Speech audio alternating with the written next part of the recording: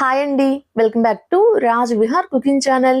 ఈరోజు మనము మిక్సీలో రుబ్బిన పిండితోటి పైన క్రిస్పీగా లోపల సాఫ్ట్గా ఎంతో టేస్టీగా ఉండే మినప్పప్పుతోటి వడలు ఎలా తయారు చేసుకోవాలో చూపిస్తాను. ఈ వడలు అయితే చాలా టేస్టీగా ఉంటాయండి. మినప్పప్పుతోటి వడలు తయారు చేసుకోవడం కోసం ముందుగా ఒక గిన్నె తీసుకొని ఇందులో 2 కప్పుల మినపప్పుని 4 గంటల పాటు నానబెట్టుకొని శుభ్రంగా కడిగి తీసుకున్నాను. ఇలా తీసుకున్న మినపప్పులో ఉన్న వాటర్ మొత్తాన్ని వంపేసుకొని పక్కనుంచుకోండి.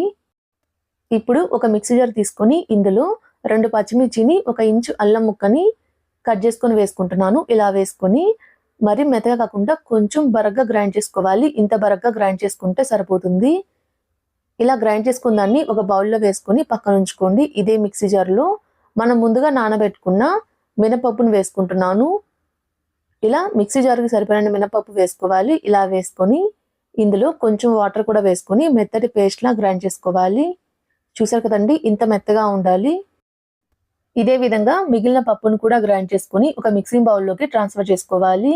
ఇలా పిండి మొత్తాన్ని గ్రైండ్ చేసుకున్న తర్వాత ఇప్పుడు ఇందులో సన్నగా తరిగిన కరివేపాకు వేసుకుంటున్నాను. ఇలా వేసుకొని ఇందులోని మనం ముందుగా గ్రైండ్ చేసుకొని పెట్టుకున్న అల్లం పచ్చిమిర్చి పేస్ట్ ఉంది కదండి, దాన్ని వేసుకుంటున్నాను. ఇలా వేసుకున్న తర్వాత ఇప్పుడు ఇందులో మీ టేస్ట్ సరిపడినంత సాల్ట్ వేసుకోవాలి. అలానే 1 టేబుల్ స్పూన్ జీలకర్ర ఇలా వేసుకొని మొత్తాన్ని కలిసే విధంగా ఒకసారి కలుపుకోవాలి. ఇలా పిండి మొత్తాన్ని కలిసే విధంగా ఒకసారి కలుపుకున్న తర్వాత ఇప్పుడు చేతితోటి పిండిని ఈ విధంగా బీట్ చేయాలి. ఇలా చేయటం వల్ల వడలు అయితే క్రిస్పీగా వస్తాయండి. ఇలా పిండి మొత్తాన్ని ఒక 2 నిమిషాల పాటు చేతితోటి బీట్ చేసిన తర్వాత చెయ్యికి కొంచెం తడి చేసుకొని ఇలా పిండిని ఒక సైడ్ నుంచి తీసుకుంటూ ఈ విధంగా చేతితోటి వడలా చేసుకోవాలండి. డీప్ ఫ్రైకి సరిపోయేంత ఆయిల్ని హీట్ చేసుకోవాలి. ఆయిల్ హీట్ అయిన తర్వాత మనం ముందుగా కలిపి పెట్టుకున్న పిండిని చేతితోటి ఈ విధంగా వడల్లా చేసుకొని ఆయిల్లో వేసుకోవాలి. ప్యాన్కి సరిపోయిన వడలు వేసుకోవాలండి. ఇలా వేసుకొని వెంటనే కదిలించకుండా 1 నిమిషం పాటు ఫ్రై అయిన తర్వాత ఇలా 2 సైడ్లకి తిప్పుతూ లైట్ గోల్డెన్ కలర్ వచ్చేంత వరకు ఫ్రై చేసుకోవాలి. వడలు ఫ్రై చేసేటప్పుడు హై ఫ్లేమ్ మీద ఫ్రై చేసుకోవద్దండి. మీడియం టు లో ఫ్లేమ్ మీద మాత్రమే ఫ్రై చేసుకోవాలి. అప్పుడే వడలు క్రిస్పీగా ఫ్రై అవుతాయి. ఇలా 2 సైడ్లకి తిప్పుతూ మీడియం ఫ్లేమ్ మీద లైట్ గోల్డెన్ కలర్ వచ్చేంత వరకు ఫ్రై చేసుకోవాలి.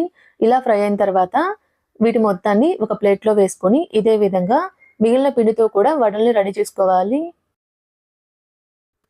ఇలా రెడీ చేసుకున్న వడలు అయితే దేవుడికి నైవేద్యంగా పెట్టొచ్చు, లేదా మార్నింగ్ టైం బ్రేక్ఫాస్ట్లోకైనా చాలా టేస్టీగా ఉంటాయి.